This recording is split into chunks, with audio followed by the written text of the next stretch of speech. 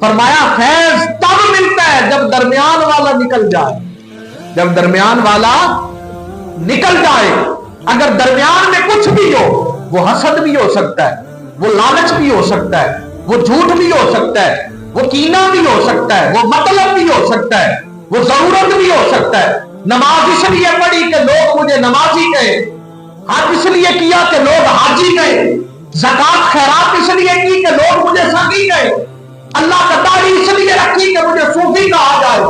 اب غرض ہے نا انسان کی، ذکر اس لیے کر رہا ہے، تسبیح پڑھ رہا ہے کہ مجھے اچھی دولت مل جائے، مجھے اچھا کاروبار مل جائے، میرا اچھے فائنینس بن جائے۔ سب کچھ ٹھیک ہے، انسان کی ضرورت ہے، مگر فرمایا لوگوں جو جس کے لیے کرتا ہے، جو جس کے لیے ہوتا ہے، جو جس کی طلب رکھتا ہے، جو جتنی طلب رکھتا ہے، اس کو وہی ملتا ہے، اس کو